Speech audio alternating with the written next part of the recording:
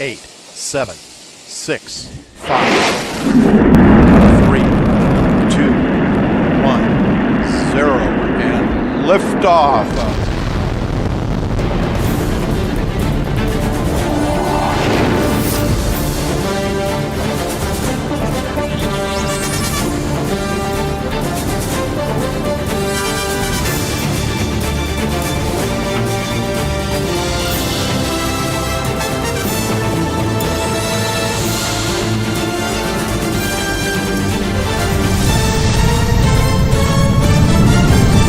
Joy Seekers are live.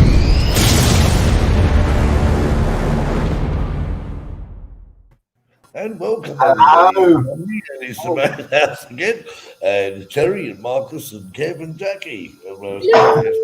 We all revealed that, Rob, but you know it is anyway. Anyway, let's quickly mention people in the finger. We've got Chuck and Laurie, and we've got Brian, Tanya, and Tim, Tanya, Lauren, Tanya. I've got that bit yet. Lauren's in. oh, that's Nick Narvik. Nick. Tanya. Okay. Well, That's Tanya. oh, Lauren. So my mouse is playing up a little bit tonight. It's been stupid. Oh, and Kim. Kim's in. Kim's in. Yeah, we got a full house tonight. In the house. Yeah.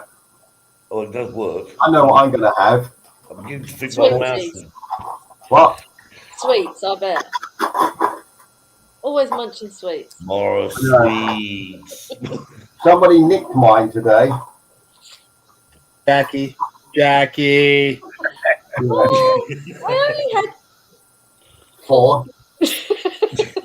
5, maybe. Well, maybe it was 6. He's here somewhere. Lee. All right, there is Lee. Lee, come on. Hi, Lee. Perfect videos. Yes, just to let you know, Spanish drone seekers were out having their Christmas party today. Yeah, it was good today. After a lovely morning flying. Yeah. It were good. It were really good. Who's Facebook user? I think that's Shane. Is that Shane? Jackie, can you see Oh, that let's Shane? have a look. Could be Shane, could be I Ross. reckon it's on its way, Shane. Oh no, it might not be Ross because he's in Facebook No. prison at the minute. Let's see who it is. He is, isn't he? That was odd, wasn't it? Yeah, naughty boy, isn't he? He's That's a all naughty right. boy. What's he been doing then? Don't know. Well, they said they put him in Facebook jail. They said he was spamming, which oh, what does that mean? I mean, he posts a few of his drone videos. I think that's like Bob Marley jamming, but with something. spamming. Who's spamming? Who's that, Ross? I don't know. What? Yeah, he's in Facebook prison. What, Ross from Australia? Oh, no. Yeah, Ross Langdon. Yeah. Listen, Yeah, Wow. it was Shane in the Facebook. Right. Hi, Shane. Only alive. It was Shane that put Ross in jail. No. Oh. You start rumours saying things like that. Yeah. Hey, No. I got to go flying with somebody that's in our chat yesterday. Are we on there? You did? Yeah. Did you go with Tanya? Tanya and I went out for a little Yay. flight. She flew her new Cine version of the Mavic 3. First flight. Oh, cool. Yeah. We'll try to use a different map. It was cold. We froze our pinkies off. That working? That's working. Mm. Anyway, let's bring on our special guest. Let's find him. We've got to find him first. Where are we? Got to find him first. This one.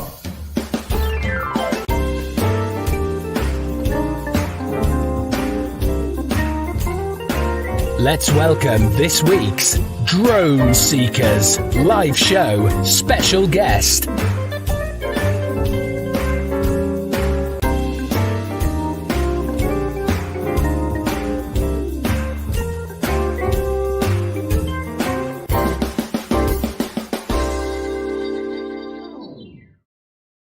Here's Mr. Stephen. We'll put him back in the middle. There we are. I feel like a celebrity.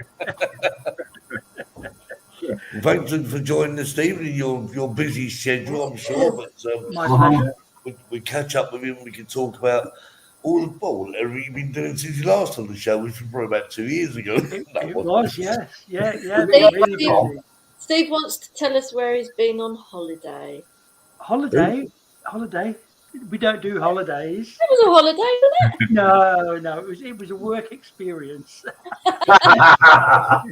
Yes, I'm. It was You a might say I've holiday. got a bit of a glow tonight. I've just come back from Chernobyl. Wow. Went over Not there your with. normal holiday destination, is it? No, not your normal bucket list. Although it's very, very popular.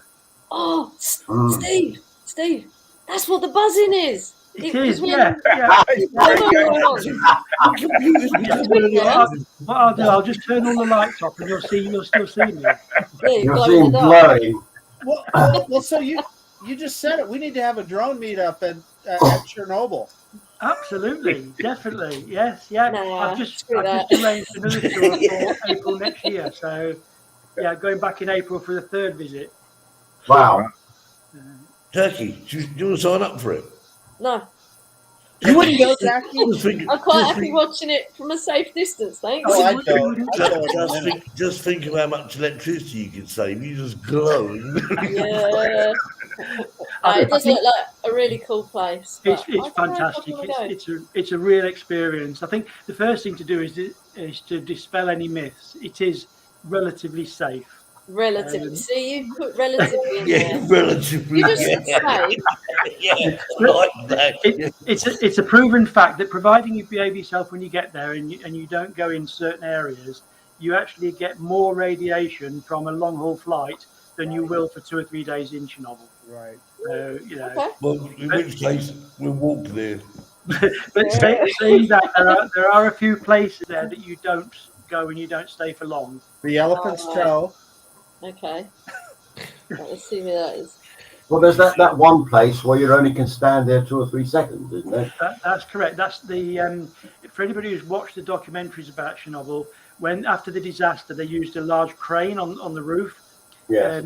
to remove the graphite and drop it into the center, and that crane had on it a big claw, a huge, like a grabber claw, and that claw still exists, and it's in the center of the forest in Chernobyl, and you can go up to it and you can see it and you can touch it, but you don't want to be there more than a minute or so because it's the highest radiation in the whole of Chernobyl. Right. Oh, okay. Why would you? Oh, it's scary. Tom's made a comment that she put no, but I know what she's saying now too. No, to going to Chernobyl. Got to say hi to Elaine. She's just joined us on Facebook. She can't find the live I chat can't on find the YouTube. live chat on YouTube. That's Elaine. Oh, come on, Elaine. Just look for the YouTube channel with 6 people on it. But yeah, when you go to Chernobyl, your radiation levels are monitored very, very closely. At the end of, most people go in for 1 or 2 days, and we did about 4 days, so we went in each day. Wow. When you leave the zone at the end of the day, you go through a radiation detecting machine that monitors your level, and if you've got any radiation on you whatsoever, you have to be scrubbed down before they'll let you out.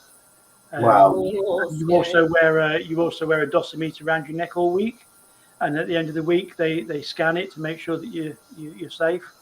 My dad had some boots destroyed once because they got infected or whatever you call it. Yeah. He worked at a nuclear power station.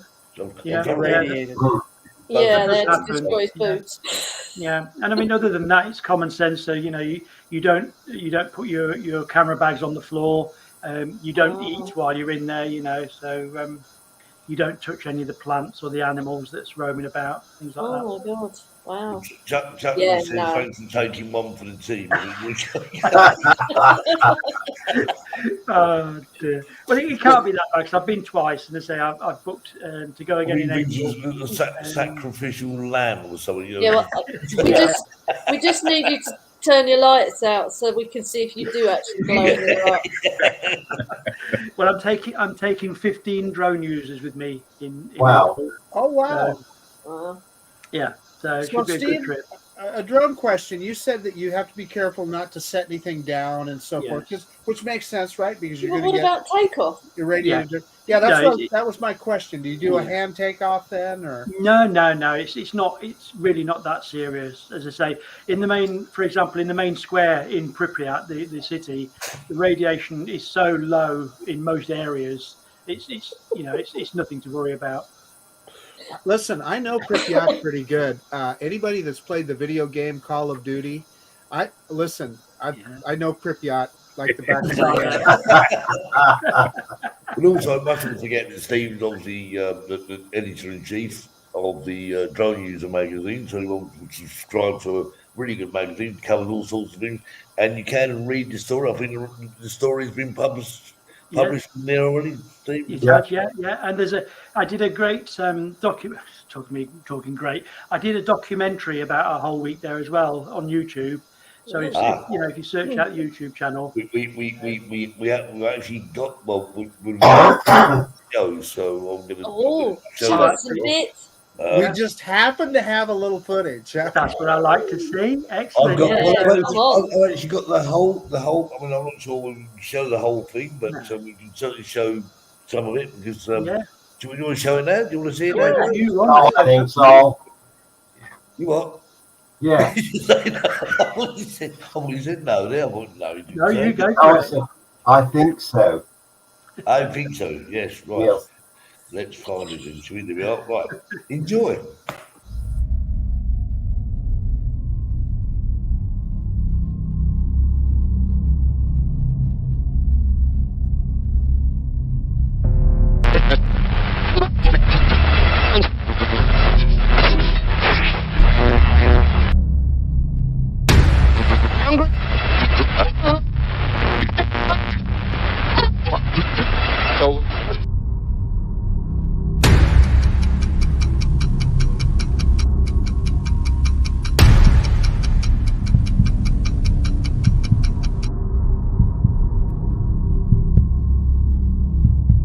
On April 26, 1986, the world suffered the worst ever nuclear accident. Reactor number 4 of the Chernobyl nuclear power plant suffered a major fire and a huge explosion.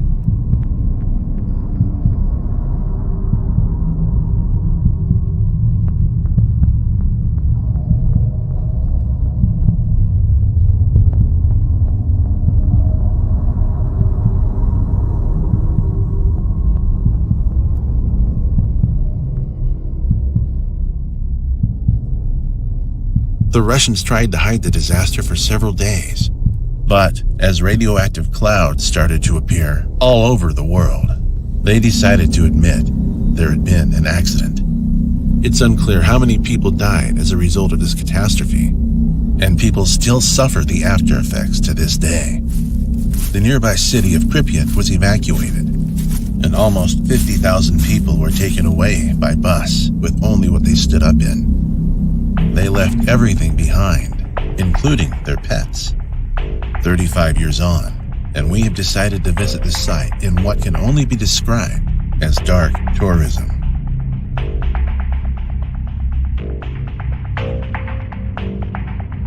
Our tour consists of 15 like-minded photographers and drone users, all with common interests.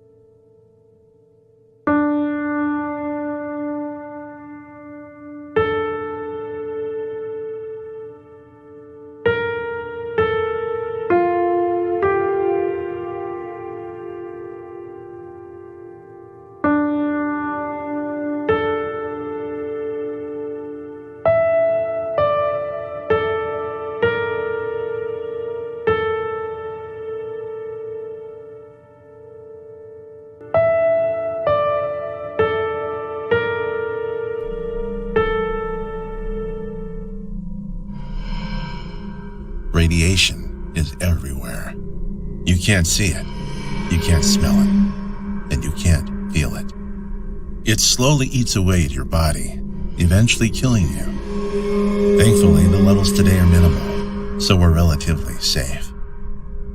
The city of Pripyat is now a strange but popular destination for urban explorers, and it's a bizarre experience. Over the last 35 years, nature has slowly recovered and taken over the city.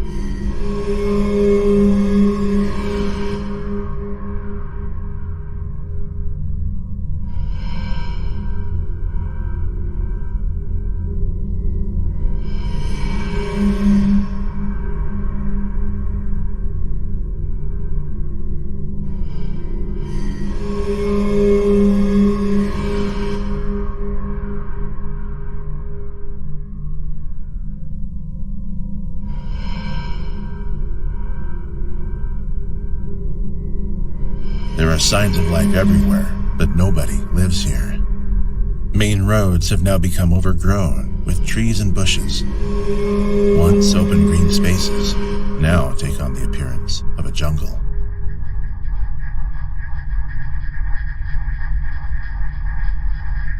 Once busy schools, offices, and hospitals are deserted, crumbling ruins. Everywhere you go in Pripyat, you see signs of the devastation.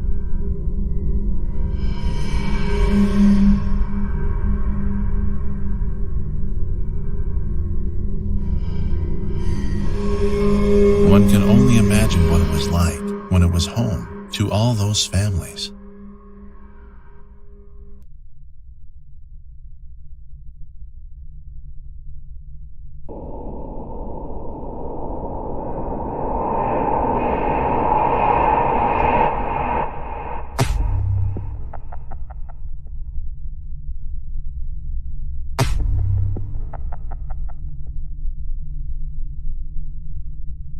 Whilst the radiation levels here are described as safe, the levels are above normal, and there are certain hotspots that have to be avoided.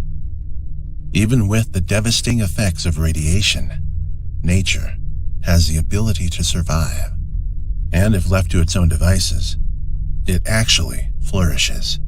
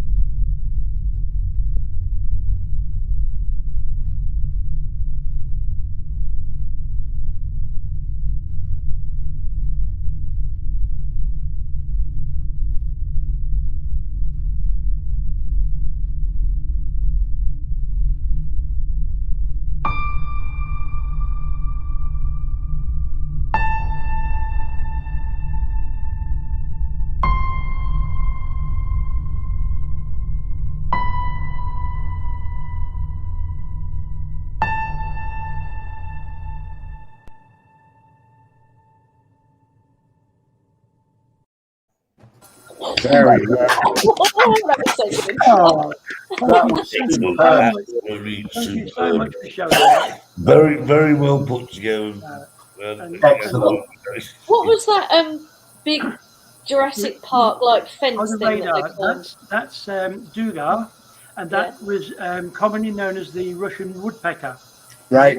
It was the very first ever Soviet over-the-horizon radar system for detecting missiles over the horizon, and it was a top secret when they built it. And the only reason that people found out about it was old ham radio specialists will know about this. They had a ticking noise on the headsets, and it was like a woodpecker, and they realised it was that sending the signal all over the world. So yeah, Okay. yeah. Yep. So, So good. incidentally, I will point out that you noticed the last clip on the Dugar station. There were some guys climbing to the top. Yeah, who was that? Yeah, that was not part of our group. Glad to hear it. I'm not coming then. No, It's highly illegal and very, very dangerous. That was not my tour group. See, that's the I fancy trouble, climbing Steve. that. Because our Jackie here, she likes. Oh, I like to climb things. Yeah, would you climb that, Jackie? She'd be bloody up. I would climb that, yeah. Get down, Jackie. Get down. She'd be straight up there and bloody climbing up there. But even watching that again now, when you go to Chernobyl, it's quite an emotional experience. You know, it's quite exciting. You know, and I wouldn't go if it wasn't. But especially the first time I ever went, I was a little bit overwhelmed with the emotional side of it. And you have to try and distance yourself a little bit and try not to think too much about the 50,000 people that lost everything and those that lost their lives, you know. It's terrible. I mean, you know, you think about it. And you say about the guys actually going in there to clear it up, you know. Oh, it's horrendous. They're losing their lives, you know. Yeah. And I mean, and even now, and the Russians and the Ukrainians won't admit it, but there still are now people suffering with terrible cancers due to the radiation, and they won't disclose how many died. And much like in the United States here with some of our nuclear facilities, the downwinders, the people that were downwind from that are still suffering the consequences. And there's whole areas of some of those Eastern European countries that they just abandon them. Yeah. Wasn't it Sweden or Switzerland that actually discovered the radiation first? In the milk, right? Yeah. And it was at one of the power plants somewhere in Switzerland or Sweden, and they detected an abnormal rate and thought it was their plant leaking until they realised it was a cloud come over from Ukraine. What sort of distance is that then? It's hundreds and hundreds of miles. Hundreds of miles. Yeah, Steve, do you mind if I show that thing that I showed you earlier? No, Yeah.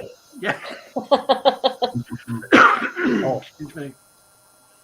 Yeah, the liquidators medal. Yeah, the original ones are very hard to come by.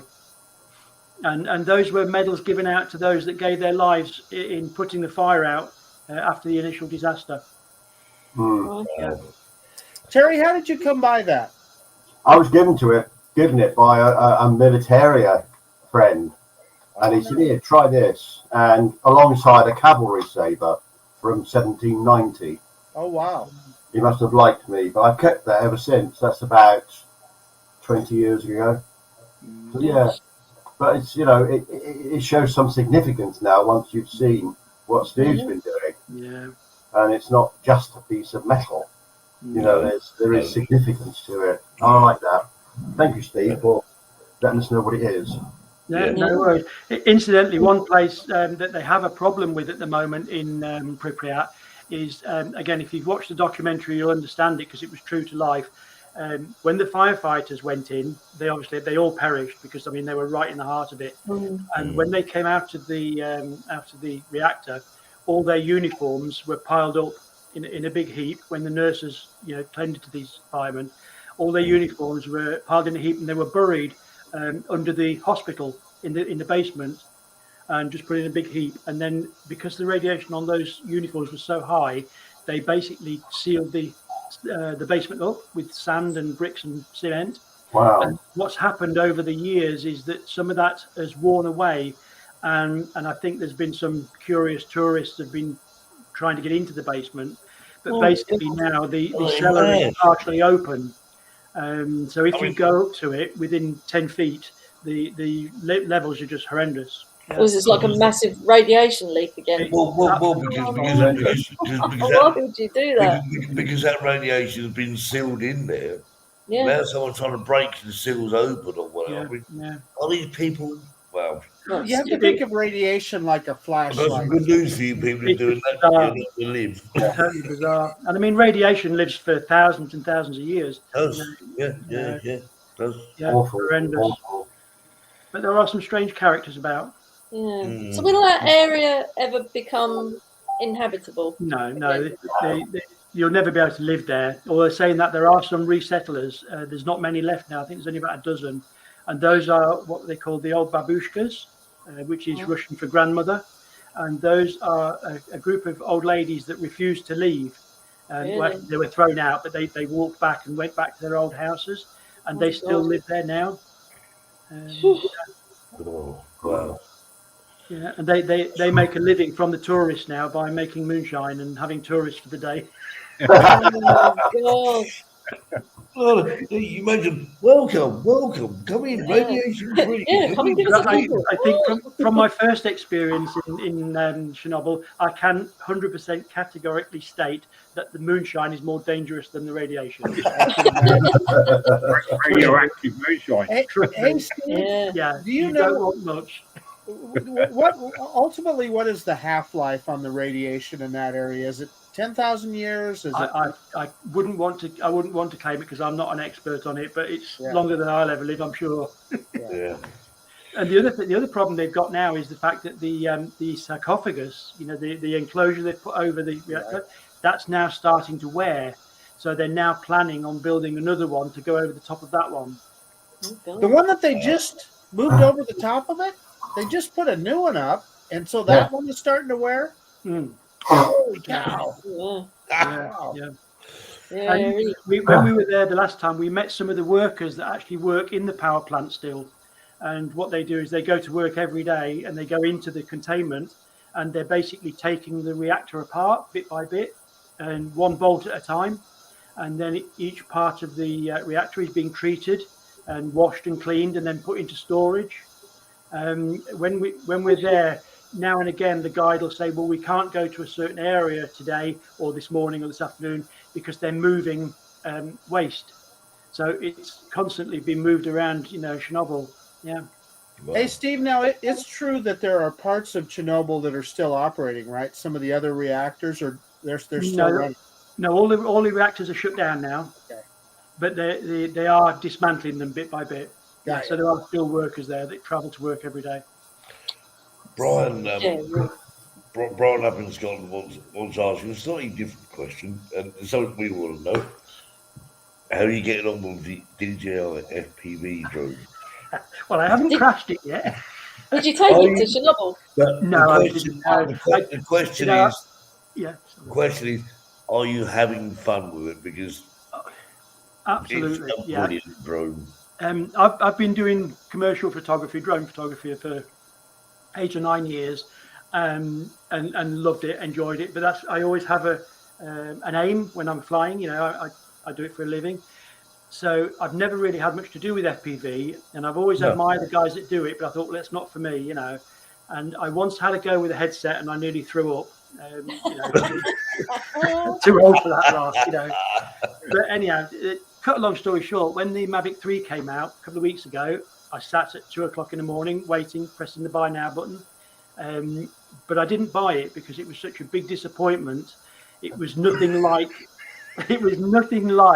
the Mavic 3 upgrade that I thought it was going to be. So I thought, okay, well, I'll treat myself and cheer myself up. I'll buy the DJI FPV. So that's how I bought it. And basically, I've flown it a dozen times now and absolutely love it. And I don't know why I didn't do it sooner. Oh, wow. Everyone says, I'll tell you what, I went up to, I took mine up to the ball. He's got a Mavic 3. He has, yeah, he loves it. Look. Look. Oh, who's got the money? Who's got the money? So what was it though? What seriously, on a serious note, I mean, what was it that determined you not to buy it? The Mavic 3. I told you he would like it. I really did fancy Listen to me. I didn't know you could swap boxes. How do I get into Marcus's box? We won't let Come you on in. this way, Terry. This is weird. The biggest things that put me off it You're was supposed the to be fact that in Spain. I think DJI launched it too soon. I think it was a case of grabbing the money in. It was only launched half a product. You're still waiting for your software till January, February. But you're back again, are you? What really wound me up was the fact that having not long ago invested £800 or £600 in the smart controller, it won't work with the Mavic 3. You have to shell out another £800 and buy a smart controller Pro. So basically, I mean, from a financial point of view, yeah, I mean, it is going to cost. I mean, I think it's a good drone, and I think they Take my money. Take my money. Have you tried the Zoom yet? Oh yeah. Yeah. You're getting on all right with it. Yeah. In fact, I went flying with Tanya Gale yesterday. She's in the chat, and she bought the Cine version of it. So Oh wow. yeah, she had the new So you're comparing. the Wow. Pro controller, and so she actually compared. I let her fly mine with just the RCN1 controller. I think they call it the standard controller, and she did feel like there was a difference between the two controllers in how they felt and so forth. So and we did some zooming. Zoom. I just think that DJI have gone a little bit too far this time. I think they're following too closely to like the Apple business model. You know, you have an iPhone that lasts you 2 years, you throw it away. Let's face it. Take my money. Take my money. Let's face it. There is Love a our massive iPhones. connection. I mean, the massive connection between Apple and DJI. We all know that. Yeah. You know, so I mean, and you're right. I mean, but I just found it very disappointing. I found it very disappointing towards loyal DJI customers. You know. Yes, that's why I bought the Mini too, so that I can use my smart controller. Yeah. Now, Stephen, I'm gonna take exception. How loyal could you be if you didn't buy the Mavic 3? Well, I've had every drone they ever made since the Phantom 3, you know, and I've had Unique as well. You know, so I've been a loyal customer to DJI, but when I've just bought a smart controller for £500 and it won't work with the Mavic 3 only because of software, it's only because they won't activate it. Right. The physical Well, it side of could it work. would work. Yeah, it should. Bring it out as like an upgrade or something later on. Yeah, but Jackie, they're not going to do that now. They want you to buy the new one, Jackie. If you bought an £800 smart controller out, and then they said, "Oh, by the way, smart controller number 1 now works with it," I mean, sure, you'd have smart. Yeah. And again, another test of loyalty is that so go and buy a new smart controller Pro to go with your 3, but if you're still flying your Mavic 2 Pro as a backup, you can't use that smart controller with your Mavic 2. So you're going to end up with a Mavic 2 Pro with a smart controller, a Mavic 3 with a smart controller Pro. I mean, this is getting like serious now, isn't it? You know. Well, I still fly a Mavic Pro Platinum, and I've got a nice new iPhone 13 with a massive screen, and it's like having a new drone, and I love it. Yeah. Hey, so Tanya's making a good point in the chat. So the real test is going to be in January when they come out with that big mega firmware update. Now, here's where I'll be totally on board with you, Stephen. If that firmware update isn't everything they promised, I'll be pretty bummed out. Yeah. Well, but here's the other thing I want to tell you, Stephen. What's stopping you saying if they don't come up with the goods, trying to say, "You promised me that, have your drone back, I'll have a refund." Good luck with that one. I have a lot of respect for DJI's aftermarket. I mean, I had my goggles, my FPV drone that obviously I must have left in the sun. No one else did.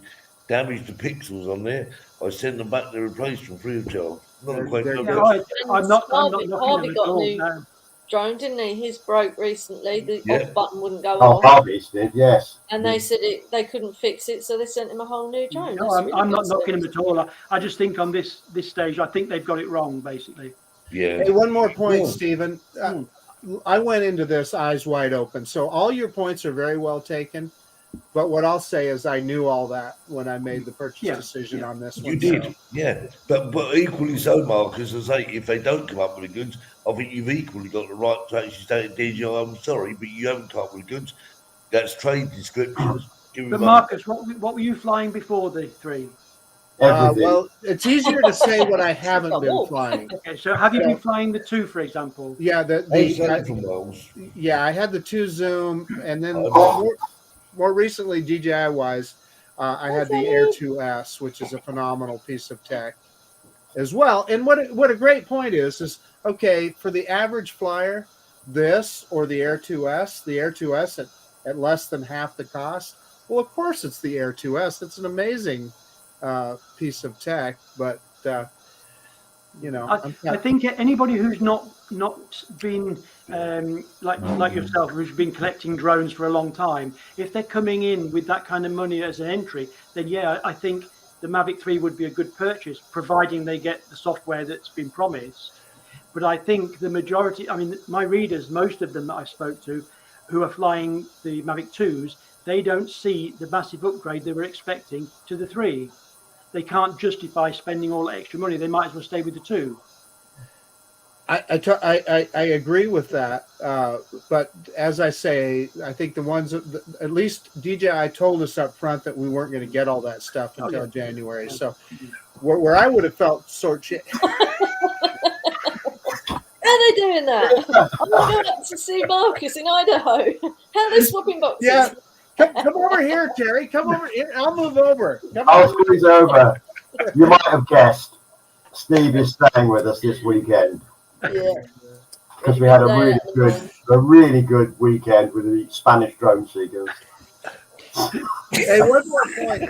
So Michael, TX Arch Drone Guy, is in the chat, and he and I made our purchase decision at the same time. We were sitting in Austin, Texas, in a hotel lobby, watching that the reveal of the drone, and I have to say, Michael did not hesitate. He hit that button, and he just said, and boy, just like you said, Stephen, I was fretting over the price. I'm going, God, do I really want to pay that much? Yeah. And then I thought, I'm going to do it eventually anyway. So I might as well just yeah. I just think from my personal point of view, for the work that I do, my Mavic 2 served me so well, and I've got a nice setup now. I'm carrying 12 batteries, so I can fly for a long time. So if I go for a Mavic 3, all right, you get longer flight time on your battery, I'm still going to need to buy 6 or 7 batteries. So it starts to get expensive for very little. How much flight time is each of you getting on your batteries? Because on mine now, I'm getting about 25 minutes on most of my batteries now. See, now with my Mavic Platinum, everyone's saying that's old tech now. I was getting 24 minutes. Yeah, I get that. That's the same. The thing is, at the end of the day, this thing about long flight times, I can't really see the big advantage. I'm totally with you on that one. My average flight is probably 10, 12 minutes, and I've got what I need, and that's it. And if I want to fly again, I'll just change the battery. Well, that's what I get from my FPV, 8 to 10 minutes. Yeah. Quite happy with that, and need a rest afterwards. Yeah. Otherwise I fall down. Yeah, going back to the FPV, I'm still at a stage now where I have to sit down to fly the FPV. I did try to stand up, and I can't stand still. I fall over. Well, I'll tell you what, Steve, I've had mine for a while, and I can't stand up with it. Yeah. I'll tell you what to try, Steve. You want to try flying it without the goggles on. It's great. Yeah, I did do a couple of flights because I gave the goggles to the wife to see if she'd like it, and she thought it was disgusting. She thought it was horrible. That's good in itself, isn't it? She said, I cannot see the point in putting yourself through that. Oh, great. It's absolutely good. No, I'm loving it, and I'm looking forward. I'm going to the coast at the weekend, weather permitting, next week, and I'm going to do the cliffs, so I want to start doing a bit of diving and what have you. Yeah. I was going in and out of windows today and arches at the mines. Yeah. Wow. That was good. We've had fun. We've had a good weekend. Getting in with the Spanish guys, it's been great. I saw a flying. I've got to return to the UK tomorrow morning. Yeah, where's the flying elf? Yeah, the flying elf. That was cool. Yeah, that was cool. I've got a photo of it. Me and Jackie at the top of this big building. I filmed that whilst you were on top of that building, Jackie. This drone appeared. I did. I managed to get it. Yeah. On top of it. Say again, Steve. It appeared with an elf on top of it. Me and Jackie climbed up the top of the building in mines. I could not believe it. We're up on the top of the building. I don't know if you can see that. You see that? The flying elf. Wow.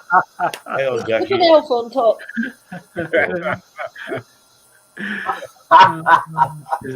There we are. He's mad. I see on the comments somebody asking if I'd used the motion controller yet.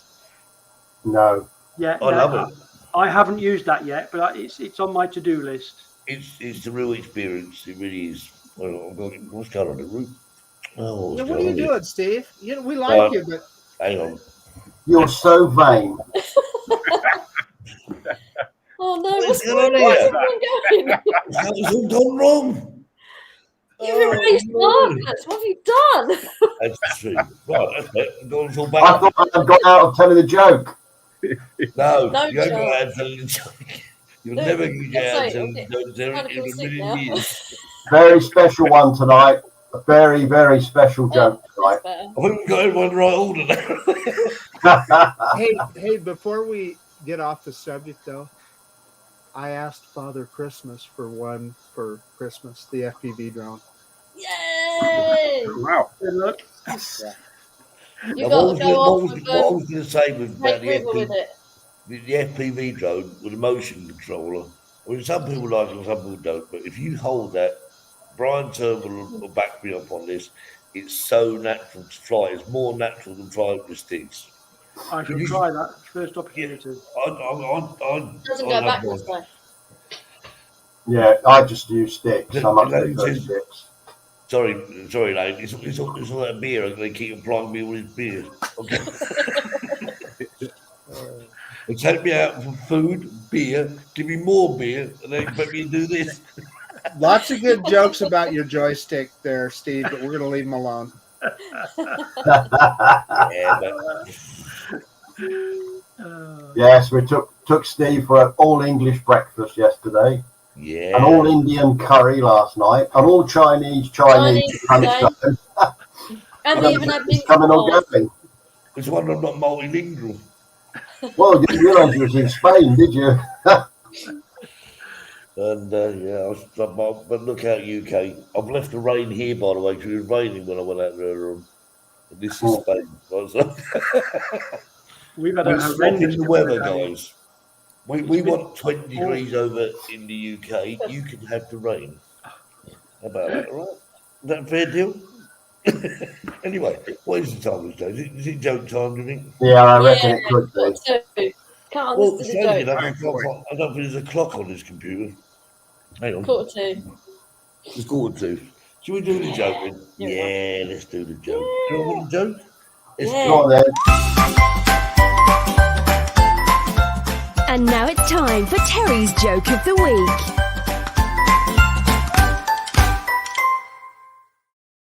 Terry. Right, good people. I must emphasise tonight, this is a long, long joke. It's going to be in two parts. Consequently, you're going to have to remember what this part said next week, which I think you should go onto YouTube, watch the DVD on YouTube, the film, whatever, and catch up and make sure you know what it's all about. It's a rare dish. This is a long one. An English cook, John, trying to build up his skills as a chef. He's been working for years learning all sorts of rare and unique dishes to serve at his mentor's restaurant. One day a wealthy guest at the restaurant asked to meet the cook and says, "While I enjoyed the meal, John, I must say that there is something that disappointed me." John apologised and asked what the issue was. "You see, on my travels, I had a most delightful dish, cooked by a travelling chef, but have been unable to find it anywhere ever since. I've heard this restaurant dealt in exotic food, and I thought I might at least find it on the menu. Alas, it seems you didn't serve it. What was the dish called then?" asked John. "I believe the chef called it poi," said the guest. John was perplexed. He'd never heard of poi before and decided to do some research when he got home. After a few weeks, he had found nothing on the mysterious poi, and he decided, since the quest had found it while travelling, or the guest, had found it while travelling, he should do the same. So he asked his wife for a holiday so he could track down the dish. He began by getting in touch with a friend from culinary school called Jacques that had opened a restaurant in Paris.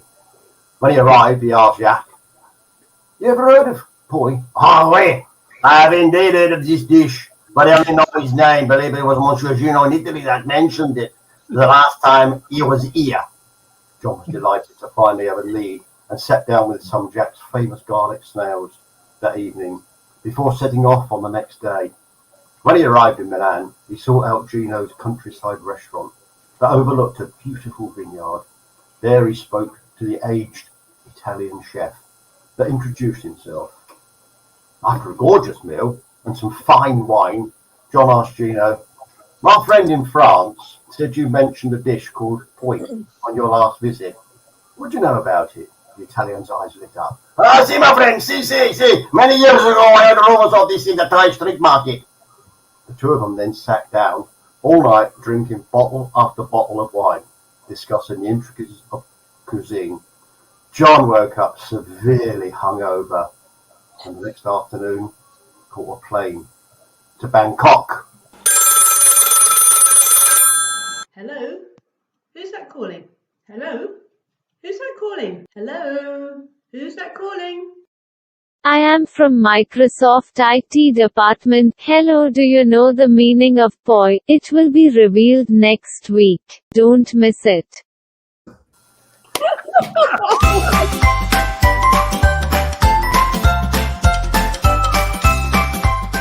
Terry's joke of the week. There you go. Oh, wait, oh, week. Oh, Well told so far, Terry. She was such cheap. We had to train her to speak like that, I tell you. We spent a whole weekend doing that. So you have to watch it. If you forget that part of the joke, you'll come back next week. we're not going to forget that, are we? You better not. There we are. The meaning of poi. Oh. The meaning of poi. The meaning of poi. Yeah, Kev, you should have come over with Steve. That would have been good. Yeah, it would have been good, wouldn't it? Yeah. Oh, you drinking a craft beer? Yeah, but you was working, wasn't you, Kev? Yeah. I'm always working, Terry.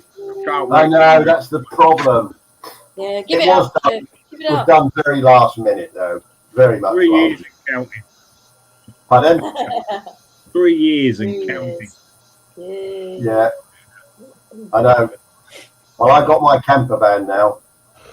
Got the tent Yeah. to go on the side. And Made we're it. off. What did Mystery Jackie name it? machine. What The is Mystery it? machine. Who? The mystery machine. The mystery machine. Like out of Scooby Have you got a Doo. photograph of yourself? The one that you showed me. Okay. Honestly. Okay. Paid a lot of money for this, Steve, and I tell you what, this is what she's done to it. Why my back was turned. He'll have to grow some stubble, Terry. Hang on.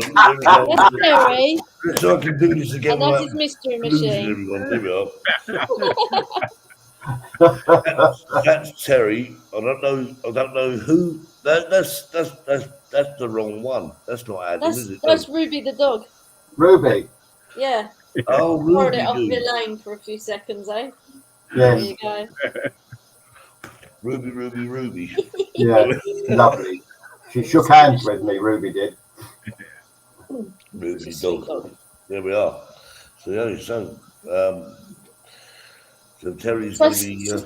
Steve, how are you going to top Chernobyl then? Where are you going on holidays this year? Well, we're doing Chernobyl again in April, just for the sake of it. And then 2 weeks after that, we're going to Prague to do the Czech Republic. And I do about 12 castles and then go on to Terezin, the Nazi concentration camp. Oh, wow. And Oh, I fly that. So, yeah, looking forward to that. That would be good. Another sad location, but Yeah. very, very interesting. And it's quite something to see from above. Yeah. I bet. Elaine says that Ruby is now sleeping. An exciting day for her. Day for her. There we are. Yeah, she enjoyed the mines, didn't she? Laurie says, Yeah. loves. Well, where you got Laurie? Oh, there we go. Love Scooby Doo. Love Scooby Doo. Love Me too.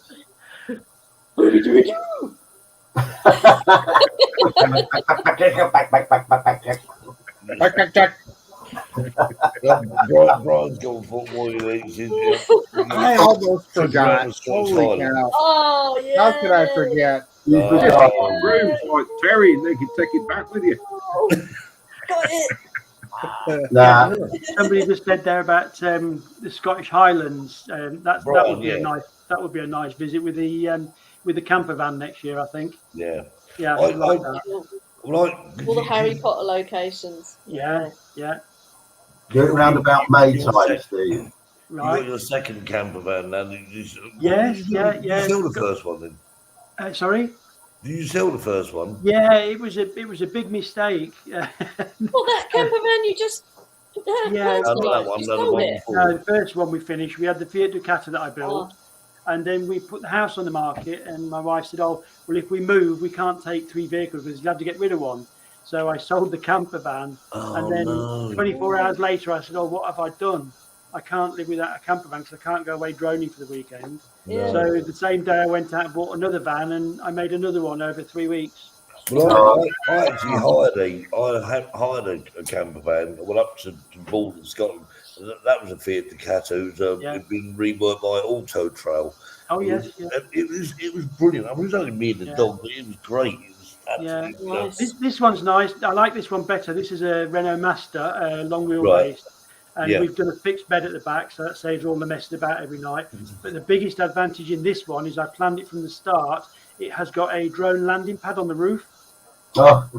Right. So it's got its own heliport built on the roof and a ladder on the back. So sweet.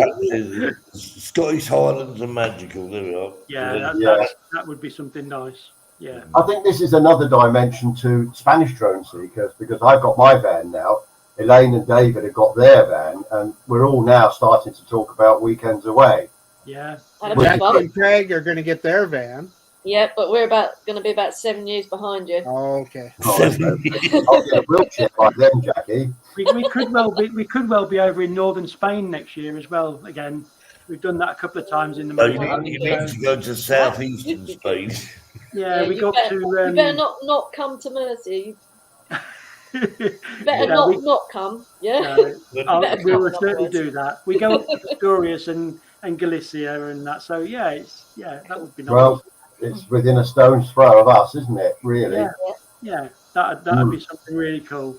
That would be cool. Definitely. Yeah.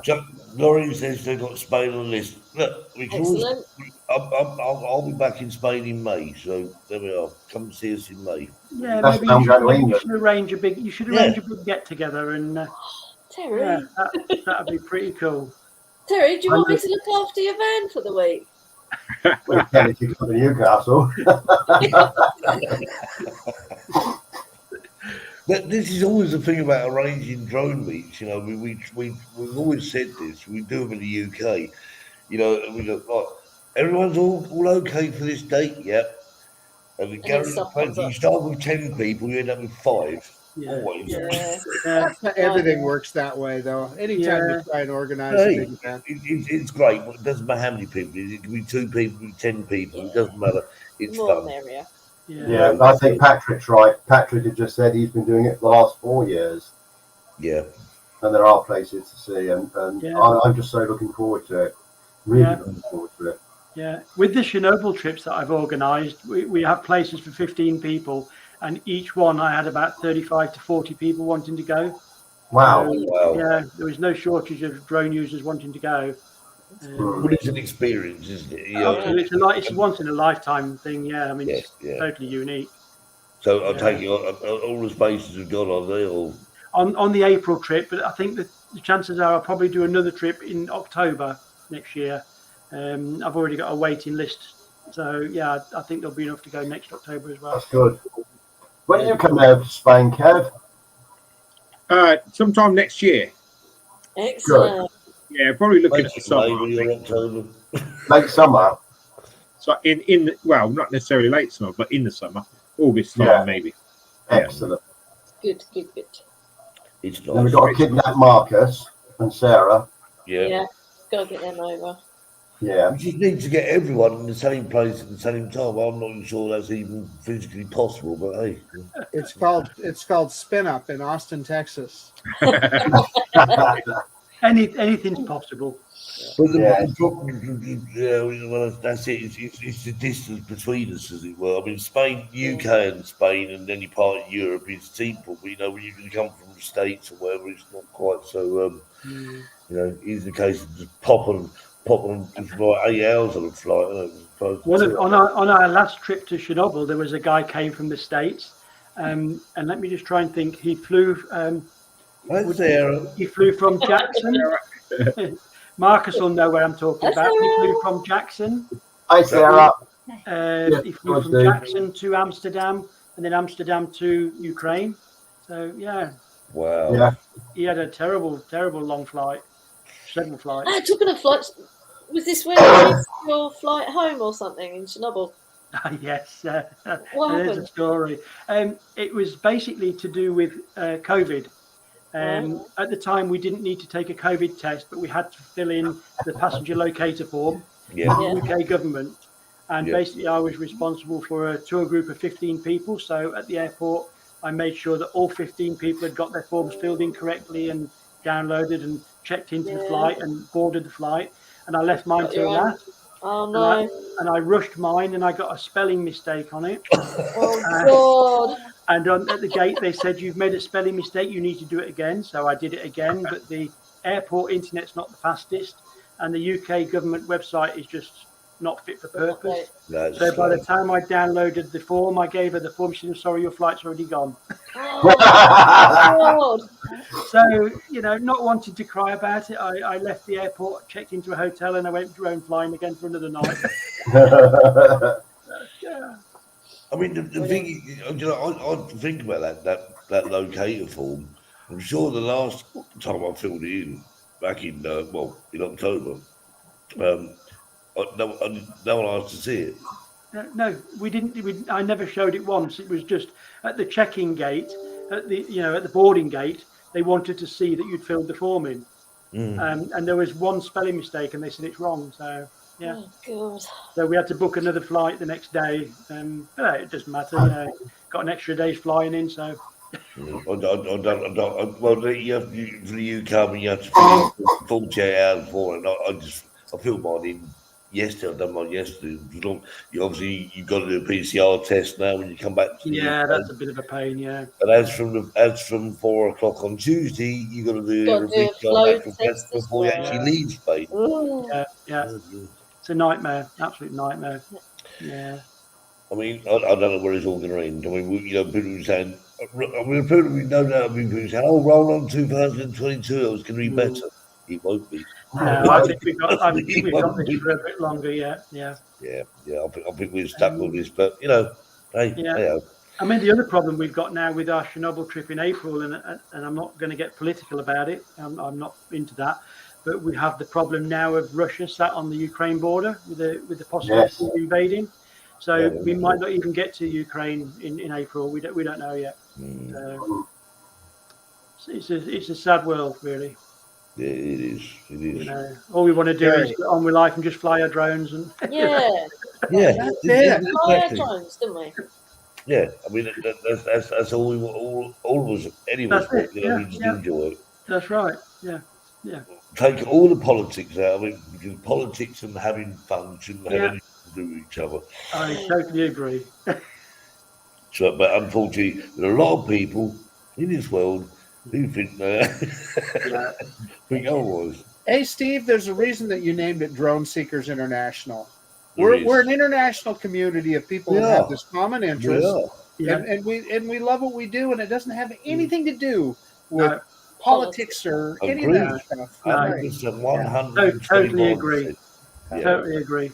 Yeah, we started this group was started. I'm trying to think how many years ago now, but by Sean.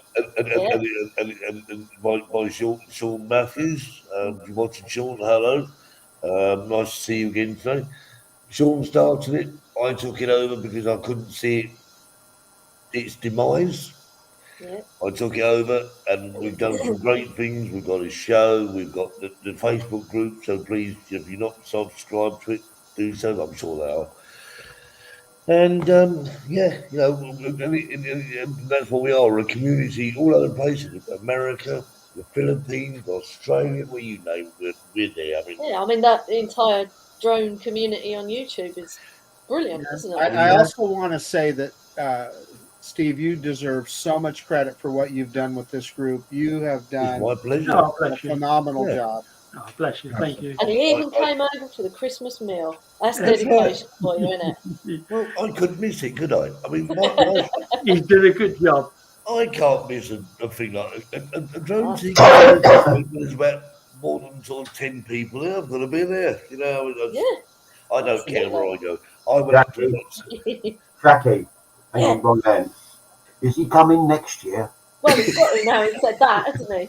Oh, all right. I'm going to bring some friends with me next year. Bring Kev. Bring Kev. I'll find a few ruffians to bring me. I'll lower the tone. Hey, you calling me a ruffian now, are you? That'd be nice. No, you Kev. You've gone from friend to ruffian. That's nice. Yeah. And then it'll be in Casada Fish and Chips again next year. Yeah. Back the other way. At the other end. Yeah. Cool. I'm all in on that full English breakfast. I'm not so sure about the blood sausage, though. Oh, Marcus. It's delicious. No. It is so good. Do you notice how when we get to the end of our shows, we always end up starting talking about food again? Yeah. Yeah. I've kept quiet. I want to go and look in the fridge now. Yeah. Oh, look. There's an idea.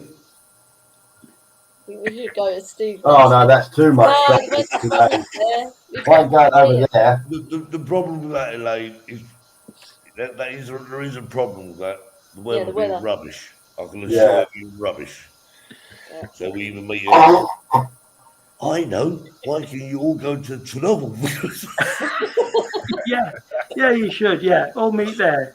All walk around glowing with Christmas hats on. No, the drone seekers Chernobyl trip. Trust me, I'd sign up for that. No worries at all. I'd be more than happy to do it. I'm only going if I can climb that Jurassic wall. No. If you want to climb it, you go for it. No, we'll put handcuffs around her ankles. You're not climbing nothing. That doesn't sound right. I shall come in here and spank you. You'd enjoy some of the buildings, though. You can go on the roof of some of the buildings. Did the dungeons still work, by the way? Does it what? Did they have dungeons there? I wonder if it still works. Yeah, I think they're a little bit beyond that now. They go 300 miles an hour, Steve. Yeah. Incidentally, one guy lost his FPV drone on the top of the Ferris wheel. Oh no! Yeah, and it took a Mavic 2 Pro to retrieve it. Oh, yeah. Must have got it back. Yeah, they developed a little hook system and literally hooked it off. So, yeah. That's good. Chernobyl or Mongolia? Oh, Tanya, Mongolia. I'd go to Mongolia. You want to take your camper van on those roads? No, I want a pint of yak milk. Talking of that, I watched a program tonight where they're milking. We watched a program so they're milking camels. They were milking camels. I said to Steve, do you want a pint? 20 pounds a litre. Blimey. Yeah. I fell asleep at that point. Didn't know how much it cost. Must be. It didn't appeal to me very much. So anyone wants to try. Apparently, it's big business. Is an £8 million business in camel milk now. They take the camel milk and stick it where the sun don't shine. Camel leche. No. What's for lunch, Marcus? Back yak milk. I haven't seen Anyway, that. I think it's time to go. Yeah, I want to go to bed. I'm tired.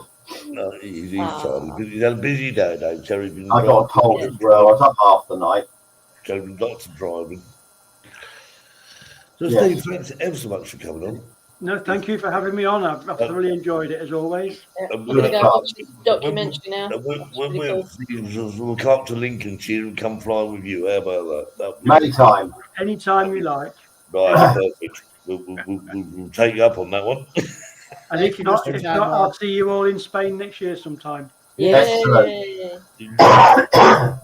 Well, here we are again. It's that time again. And I've got to get some beauty sleep because I'll have to sleep on the plane anyway. So I'll go back to the UK tomorrow. So, good night from me. Good night from. Give all a big wave, children. Night. Nice to see you all again. Bye. Good night. And we'll see you when I find the answer. Don't forget. Yeah, part 2 of the joke. The secret of poi. Yeah, don't forget. Yeah. The secret of poi. Poi. The secret of poi. Numero dos.